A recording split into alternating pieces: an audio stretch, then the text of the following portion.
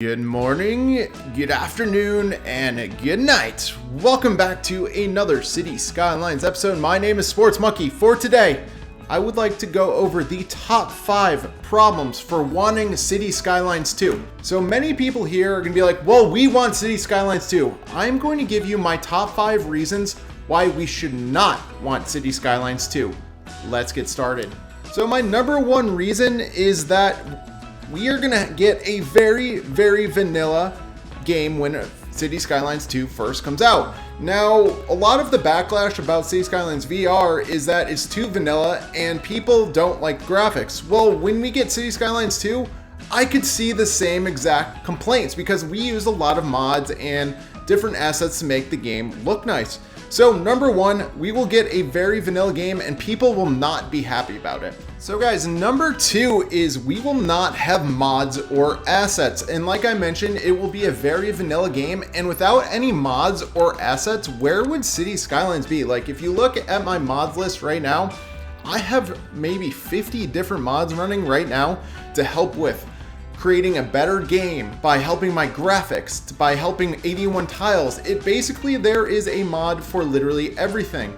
So for not having any mods and then not having anything asset wise, if you can look on my screen, I have over 1,400 different assets, and you're not gonna have that in the very start of Cities Skylines 2 because nobody has created it.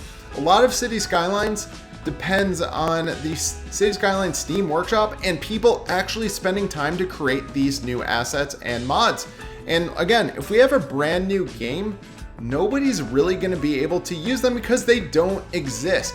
So that is number 2. We will have no mods or assets, and you guys know that people will definitely complain if they don't have mods or assets. So for number 3, we are going to go with the CPU and GPU power. Now this is going to be very interesting because one of the issues that Cities Skylines has that right now it's a very CPU based game. Now right now I'm at about 50% CPU power, and then you can see that my 3070 Ti is about running at 40%.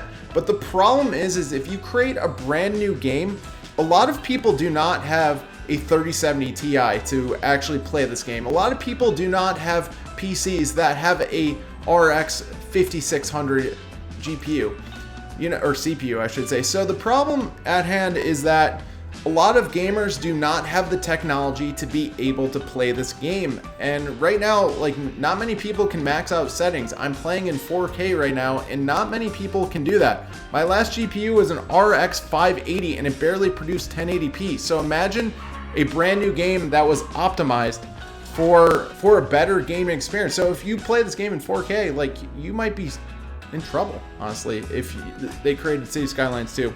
So CPU and GPU power is number 3. So number 4 I'm going to go with is the console capability. Now you're going to say, well, there's these PS5s and new Xboxes that have come out. Well, the problem with the Xboxes and the PS5s is that they do not have the same CPU power as a gaming computer.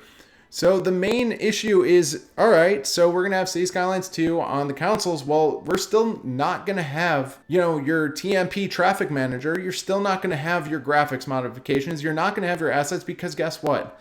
The console cannot handle the game in general. And that is one of the main issues that current console players have. They don't have any mods, and they see some of my videos and be like, oh, I wish I could do that in Cities Skylines on my PS4 or my Xbox. So number 4 is mainly, I'm not sure how great that this game will come across for the consoles. Say if Cities Skylines comes out for PS5 and you still are stuck with 9 tiles and you don't have the expanded tile mods, how crazy would people get? People wouldn't buy the game because they'd be like, well, this is the same as the original Xbox and PS4. There's no reason to buy this game. And so I think that is still one of the main issues out there, is that this game is mainly for PCs, honestly. And it's just something to keep in mind that, the console capability is it's just not great. And that's just, that's huge. So that is number 4, console capability. Okay, guys, so for number 5, we are going to combine everything together to form the ultimate point. If we go with City Skylines 2 would have very vanilla graphics, will have no mods or assets. We're not sure about how many people can actually afford a CPU and GPU that's powerful enough to run City Skylines 2.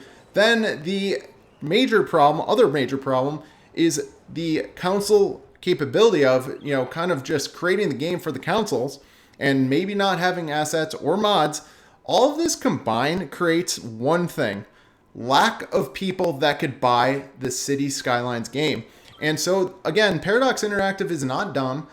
Most gaming companies I would say all gaming companies create games to make money. And right now, there's just not enough sales out there to justify creating a City Skylines 2. My major conclusion is that there's not enough sales to be made to justify creating a new City Skylines game. So guys, please let me know in the comment section below, what do you guys think? Am I right? Am I wrong? Will we see City Skylines 2? Please let me know in the comment section below. Thank you very much for watching. Have a great day.